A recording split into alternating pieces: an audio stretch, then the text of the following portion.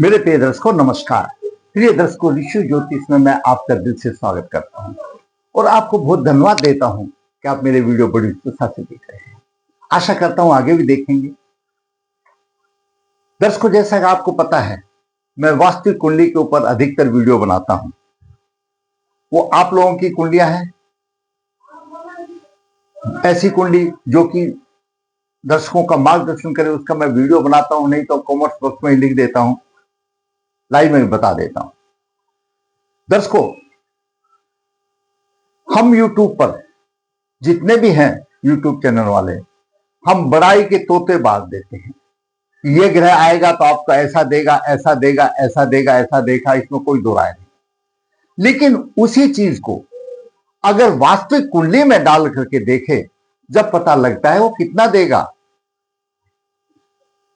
और भी तो ग्रह हैं, एक ग्रह शुभ प्रभाव दे रहा तो दूसरा शुभ दे रहा होगा तो क्या करेगा। वो हिम्मत होनी चाहिए वास्तविक कुंडली में उसको डाल करके दिखाए, जब पता लगे, जिसमें शुभ और शुभ दोनों दोष हैं। इसी से संबंध में एक संघर्षशील कन्या की कुंडली मेरे पास आई है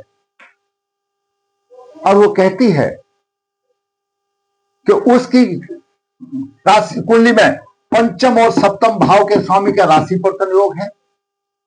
जैसे मैं हमेशा बताता हूं, लगन लगने स्वयं का प्रतिनिधि है, सभी को बताता हूं।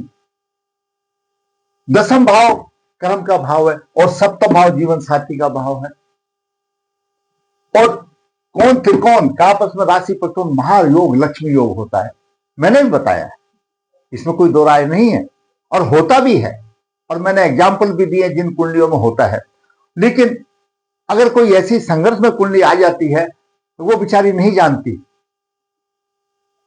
कि गुरुजी मेरी शादी नहीं हो रही है और पंचम भाव का स्वामी सप्तम भाव का राशि परिवर्तन योग है, मुझे लक्ष्मी कब मिलेगी। मेरा लगन का स्वामी एकादश भाव में है, हर कोई ये बताता है कि बहुत धनवान होगी, बहुत धनवान होगी। मेरा नवम भाव का स्वामी भी एकादश भाव में है और लग्नेश और भागेश की युति भी एकादश भाव में है। अच्छा धनयोग बताते हैं और 97 का जन्म है और शादी हो नहीं रही। बात उसकी भी ठीक है और बात जो हम बताते हैं आपको YouTube में वो भी ठीक है। लेकिन वही है कि ऐसी संघर्ष कुंडली जब इस तरह की आ जाती है तो कहीं कुछ नहीं मिलता।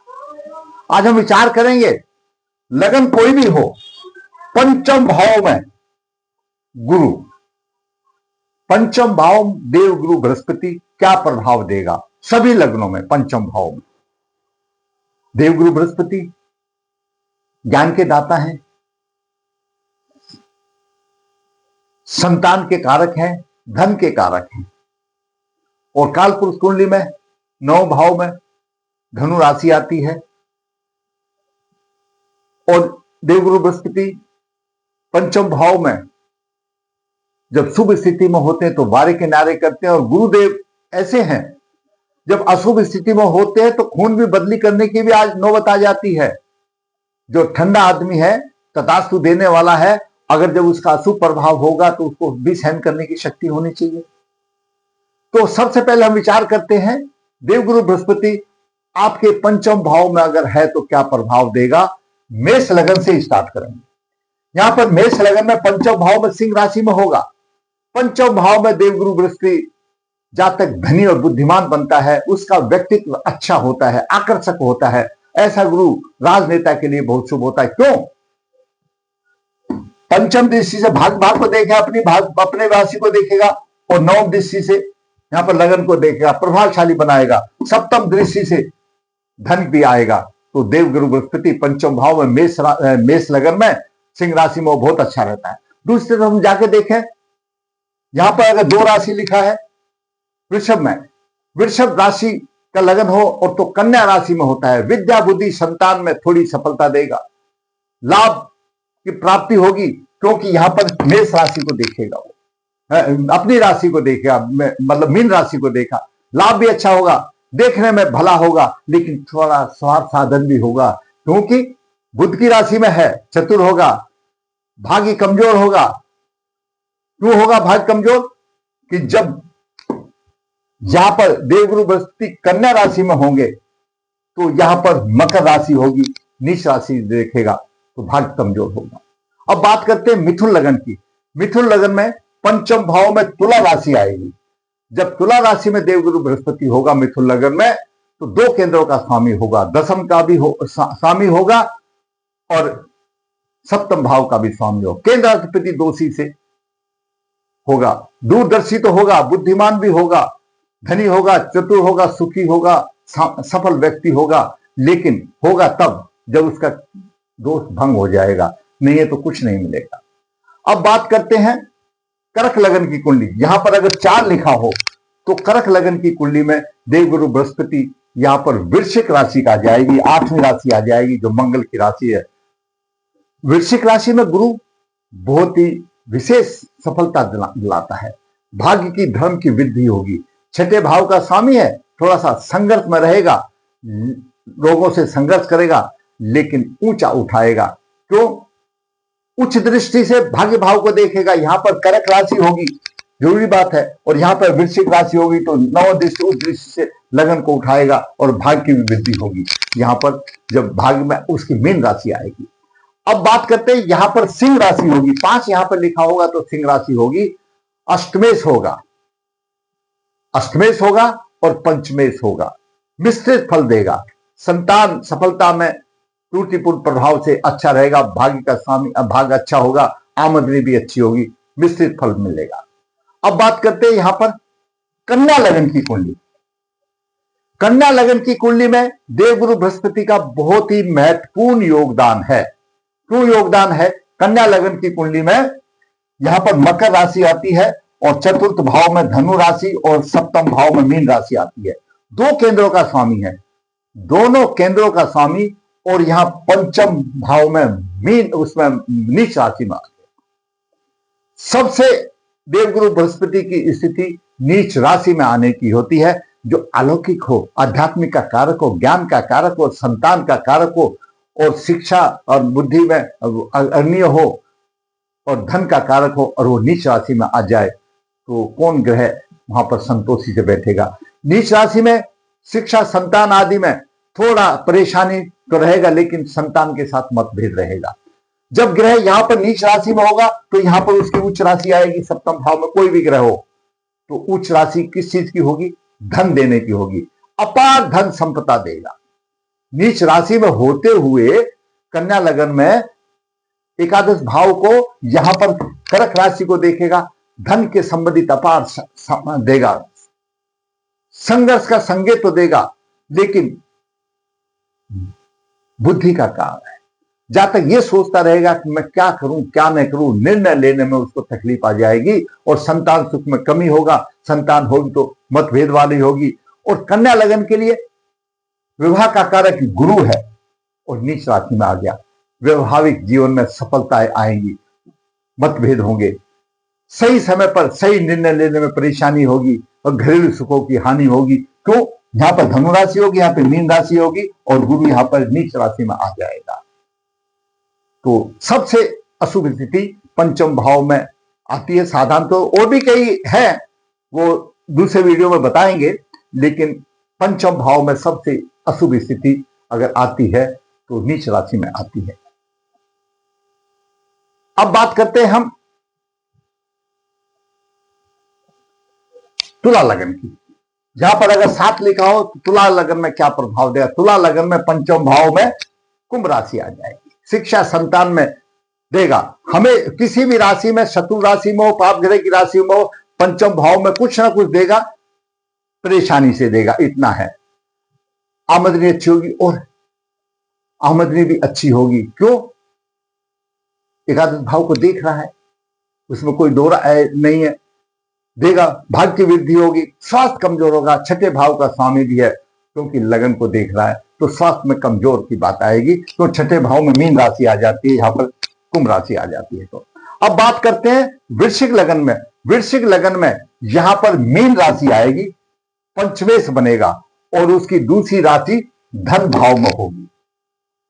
वृश्चिक लगन में भी योग कारक बनता है। शिक्षा संतान में विशेष सफलता, भाग्य की उन्नति, आमदनी, यश, सम्मान, प्रतिष्ठा, ऐश्वर्य, और सभी सुखों की प्राप्ति आ जाएगी। उसको यहां पर 8 लिखा है तो यहां पर 12 होगा, अच्छा होगा, कोई दिक्कत ही नहीं आएगी, सब चीज मिल जाएंगे उसको। अभी यहां पर अगर धनु लगन है तो और देवगुरु बृहस्पति यहां पर आ जाते हैं तो मेष राशि आएगी। धनु लगन में यहां पर मेष राशि आएगी और यहां पर भी जब धनु लगन में आएगा तो गुरु मेष राशि में तो लग्नेश आएगा। शिक्षा सम्मान सभी आसानी से मिल जाएगी, बुद्धिमान होगा, स्वाभिमान होगा, त्यागी व्यक्ति का होगा। जब लग्नेश अगर पंचम भाव में कोई भी राशि का होगा, उपकार करने वाला होगा, त्यागी व्यक्ति का होगा और दूसरों की भलाई के लिए अपना सुख भी त्याग दे देगा। ऐसी स्थिति आएगी धनु लगन में। कोई भी लगन की कुंडली हो, अगर लग्नेश बन रहा है, कोई भी लगन का स्वामी अगर पंचम भाव में आता है, आपकी लगन किसी भी लगन कुंडली हो तो वह बुद्धिमान तो होगा ही, त्यागी व्यक्ति का होगा, दूसरों की मदद करने वाला उपकारी होगा। अब बात करते हैं मकर लगन के लिए। अगर यहाँ पर 10 लिखा हो तो 10, 11, 12, 1, 2 यहाँ पर वृषभ राशि आए। वृषभ राशि में शिक्षा और शिक्षा संतान में थोड़ी सी परेशानी होगी। क्यों? द्वादश भाव का भी स्वामी बनता है, द्वादश भाव का भी स्वामी बनता है तो थोड़ी बहुत परेशानी आएगी उसको। उसमें ऐसा नहीं है कि नहीं आएगी, लेकिन नीच दृष्टि से लगन को देखेगा, रोग भी देगा। द्वादश भाव का स्वामी है, यहां पर धनु राशि आएगी तभी तो मकर आएगी, तो यहां से नीच दृष्टि से देखेगा तो रोगों का भी होगा, स्वास्थ्य कमजोर होगा। अब बात करें कुंभ लगन की। कुंभ लगन में देवगुरु बृहस्पति एकादश भाव का भी बनता है और द्वितीय भाव का भी बनता है। धन के लिए तो वरदान है, तो एकादश भाव में धनु राशि और द्वितीय भाव में मीन राशि, दोनों धन के हैं, दोनों की धन की राशि गुरु की है, वरदान है। शिक्षा संतान में परेशानी होते भी अच्छा रहेगा, भाग्य अच्छा रहेगा, भाग्य की वृद्धि होगी, पुरुषार्थ से भाग्य की वृद्धि होगी। तो ऐसा जातक धन की उसको कोई कमी नहीं आएगी, भाग्य में भी अच्छा होगा, लाभ होगा, स्वार्थी होगा थोड़ा सा, लेकिन धन की स्थिति से बहुत अच्छा होगा अगर यहाँ पर गुरु होगा। क्यों? यहाँ पर धनु राशि, यहाँ पर मीन राशि, दोनों का स्वामी यहाँ पर गुरु आ गया और अपने उसको देख रहा है, अपने भाव को देख रहा है, ऐसी स्थिति आएगी। अब बात करते हैं मीन लगन की।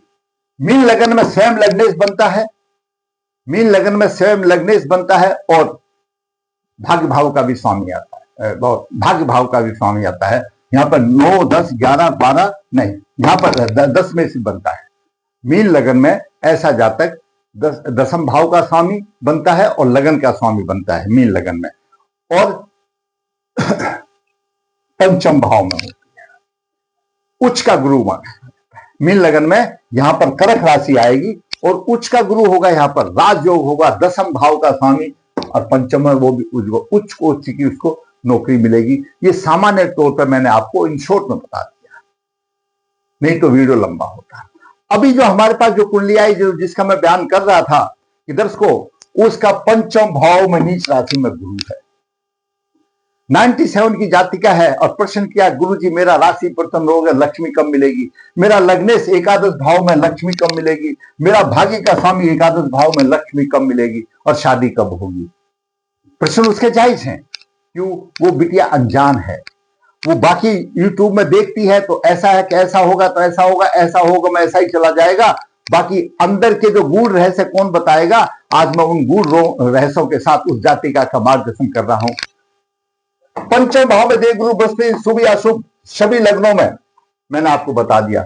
बादकेश और वैनासी नक्षत्र का प्रभाव सभी सुखों की हानि, बादकेश का भी प्रभाव है, वैनासिक नक्षत्र का भी प्रभाव है, सभी सुखों की हानि होगी।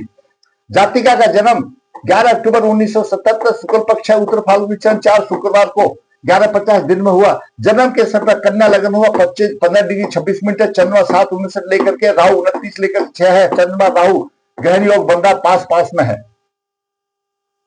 क्यों? ये 7 डिग्री है, वो 29 डिग्री पर है, बिल्कुल 7 है। यहाँ पर चंद्रमा आपका पीड़ित हो रहा है, यहाँ पर ये गहन योग बन रहा है, चंद्रमा राहु का 50 योग बन रहा है।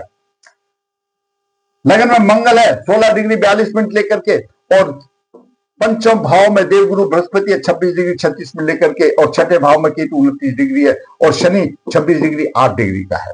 सूर्य 25 डिग्री 10 मिनट लेकर के सूर्य द्वादश भाव का स्वामी यहां पर है, और एकादश भाव में शुक्र 21 डिग्री और बुध 11 डिग्री 48 मिनट लेकर के है। सबसे पहले उस जातिका के प्रश्न सुन लो, आपका भी दर्श को मार्गदर्शन होगा।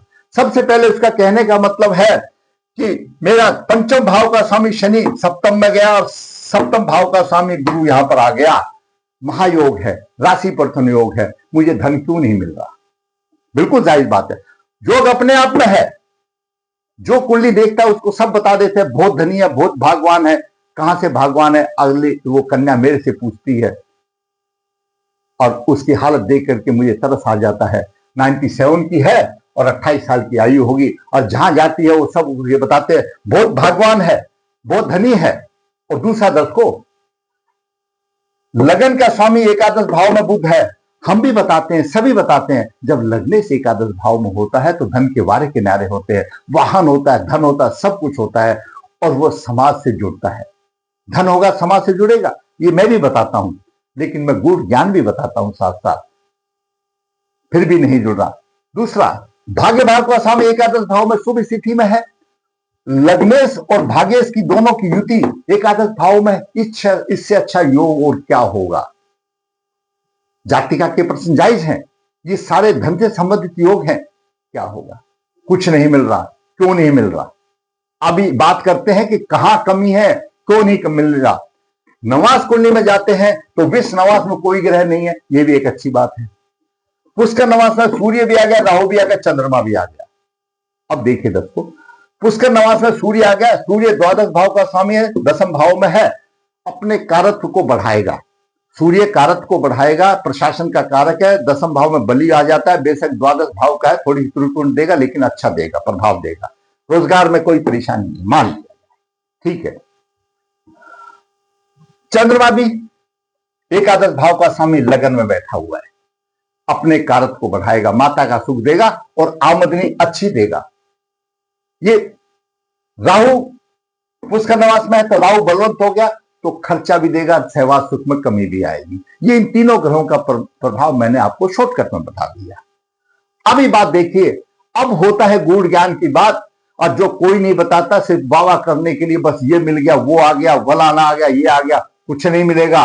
जो नसीब में लाए हो, तकदीर में लाए हो, जो आपकी कुंडली बताती है वही मिलेगा, और यही कुंडली बताती है। गुरु उच्च दृष्टि से देख रहा है, मैंने आपको अभी थोड़ी देर पहले बताया, अब धन के वारे किनारे होंगे। गुरु भाग्य भाव को देख रहा है, मैंने अभी बताया भाग्य की वृद्धि होगी, और गुरु लगन को भी देख रहा है, अच्छा होगा, मैंने अभी बताया। लेकिन आगे सुनिए दर्शकों, सप्तमेश बादकेश बना, सप्तम भाव का स्वामी बादकेश बना, क्योंकि धनिष्ठा नक्षत्र में आ गया। धनिष्ठा अष्टमेश का नक्षत्र है, और अष्टमेश मंगल लगन में बैठा हुआ है।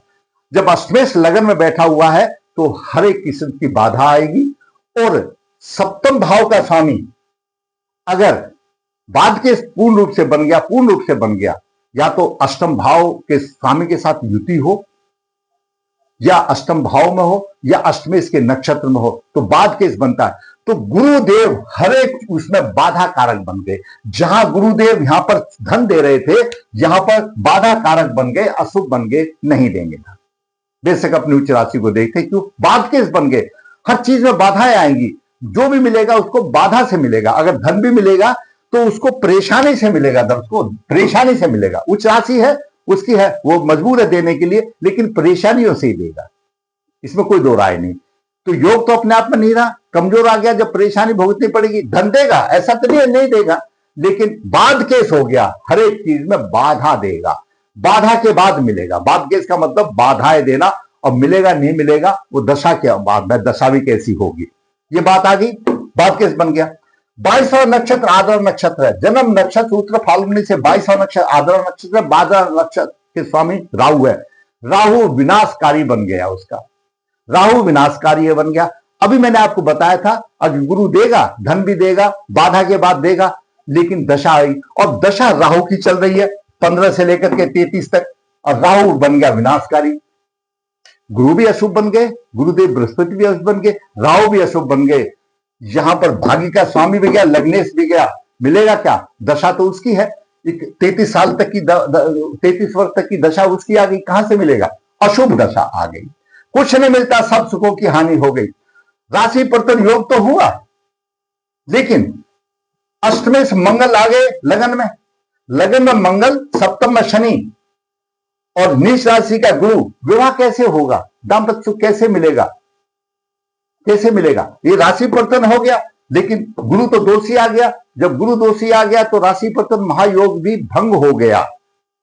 जब गुरु दोषी बन गया तो आप सीधा सोचिए दर्शकों, महायोग जो लक्ष्मी की कृपा हमेशा बताते हैं होता है, हमने पिछले वीडियो बनाया, मिलता है, लेकिन ये योग भंग हो गया। इसलिए उस बेचारी कन्या को नहीं मालूम है, अब उसको मैंने तोते की तरह आपके साथ समझाना शुरू कर दिया। राशि परिवर्तन में भंग हो गया। नीच का गुरु पंचम भाव में, सप्तम भाव में शनि और लगन में मंगल, ऊर्जावान, साहसी, लेकिन भावनात्मक भी। वैवाहिक जीवन में चुनौतियों का सामना, विवाह में बाधा आ गई। जब गुरु ही नीच का हो गया तो कहते राशि परिवर्तन तो तेल, वो तो गुरु तो बाधा कारक हो गया। जब सप्तमे से नहीं चाहता कि कन्या का विवाह हो और सप्तमे से गुरु है तो फिर कैसे होगा? समस्या आ गई, मतभेद होगा, परेशानी, विवाह हो भी जाएगा तो मतभेद होगा। राशि परिवर्तन योग सब धरे के धरे रह गए। किस वजह से? गुरुदेव बाधकेश बन गए और 22वां नक्षत्र का स्वामी की दशा राहु की आ गई, तो ये सब कुछ उनको नहीं मिला। लगन में मंगल और शनि, टकराव है, एक दूसरे के आमने सामने बैठे हैं, और नीच राशि में गुरु हो गया। हरिवंश पुराण ये कहता है कि कुंडली में गुरुदेव पाप ग्रह की राशि में हो, नीच राशि में हो, ये उसके मैं पूरा पैराग्राफ आपको बता रहा हूं। पाप ग्रह की राशि में हो, नीच की राशि में हो, शत्रु राशि में हो, तो ऐसा जातक पूर्व जन्म के अशुभ कर्मों के परिणाम स्वरूप ऐसी गुरु की स्थिति बनती है, पर्ण पितृ दोष आता है। ऐसे जातक को पितृ दोष निवारण करना चाहिए और भोलेनाथ की सेवा करनी चाहिए, तभी जाकर के कुछ हो सकता है। और विवाह से पहले कुंभ विवाह करना चाहिए, रोग अध्ययन कराना चाहिए पूरी कुंडली का, और भी षड्वर्ग है, क्या कंडीशन है, क्यों यहां पर चंद्र राहु तो आ गया, दरिद्र लाएंगे, ये भी तो 50 योग बन गया। चंद्र राहु द्वादश भाव में चंद्र राहु बन गया, 50 योग बन गया, तो कैसे शादी होगी? गुरु भी अशुभ हो गया, चंद्रमा भी अशुभ हो गया, और ये लग्नेश और भागेश भी ये गुरु के प्रभाव में आगे बाधकेश हो गया, बाधा देने वाला हो गया। यानी कि नहीं देगा, लेकिन बाधा देने वाला तो हो गया, कब तक देगा? अगर शादी हो भी जाती है तो मंगल और शनि यहां पर बैठे हैं, अभी 28 साल की उम्र होगी भाई, सबका माता पिता का सबका तो ये हाल हो ही जाता है जब कोशिश करते हैं और जब रिश्ते नहीं बनते हैं, तो ये कारण है उसके बाद का। तो दर्शकों, मैंने आपको उपाय भी बता दिया और पंचम भाव में गुरुदेव बृहस्पति के सभी लग्नों में प्रभाव भी बता दिया। अगर आपकी कुछ ज्ञान की वृद्धि हुई है तो मेरे आप चैनल को, आप वीडियो को लाइक करें, शेयर करें, और जिसने चैनल सब्सक्राइब करें ताकि आने वाली वीडियो भी आपको मिले और आपके ज्ञान की वृद्धि हो। धन्यवाद।